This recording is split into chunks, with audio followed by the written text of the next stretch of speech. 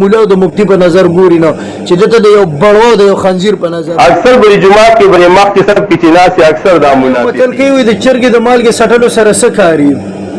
نو دا په سایت کې چې تاسو ته دا کم مفتی سی افکاری کنه نو دا زه دته وایم چې ستا کار څه دی لکه چې ته دا پالتو باسونه کې په دې منبر باندې دا غول غوشان ته خوري ته وی چې پرې مخ کې سب کې کم کسان نه سیدا ټول منافقان دي نو دا ته پسې موسکی دا څنګه منافقان دي چې دا دیګ یو دومره غیرتي سړی نو چې راپاسېدلی وي استاد کوپړې خوړلې بې غیرته انسانه مونږ هم مجبوره کړې ځان پسې په دې کنزور او په دې رد بد باندې ته خو سپک انسان سپک سړی د سپک زویه کم از کم دا به داسې سپکې خبرې نه کولې دا ویډیو درته اخر ته زه پلی کوم چې بیا تاسو د ده دا خبرې واورئ چې دی څه غلغوشان خوري اوس مې پوسټونه وکتل د ډي پي او صاحب د سایډ نه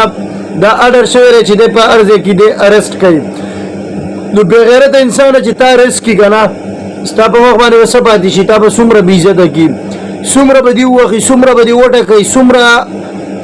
بېعزتي به ستا وشي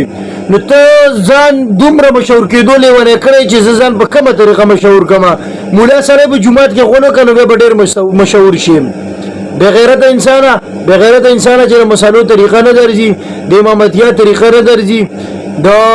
خلق خودونکو طریقه تعالی نه درځي ته دا غول غوشان خوري فضل الرحمن راته دا ویلو د قرآن به منو او که د فضل الرحمن به منو نعوذ بالله دا سپی وایي چې د فضل الرحمن به منو لکه د دې نه ظاهره دا شوله که نه چې دی د قرآن نه مني نو دی د اکثر د قرآن نه خبر دی د بېغیرته زویه چې په خلکو ځان مه کنځه چې تا په سیر سړی ویډیوګانې جوړو تا کنځي خپل کم علم چې دې کړی دی دې ته وګوره خپل کار سره کار ساته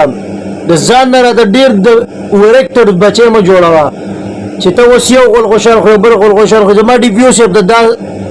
ریکویسټ دی چې د داسې بېغیرته او د داسې پالتو انسان نه کمیس او پرتوګ دواړه وباسئ ویډیو مخکې شیر کړئ چې د داسې د سپک انسان هر سړي ته معلوم شي چې دته د مولا او د مفتی په نظر ګوري نه چې دته د یو بړو د یو خنزیر په نظر اکثر بری جماعت کې بری مخ کې سب پیچینا سي اکثر دا منافقین دا صحیح او خاص کر دا سپینګری نه دا خو د بوتو منافقین صحیح مشه ته چې ولې استخلاړي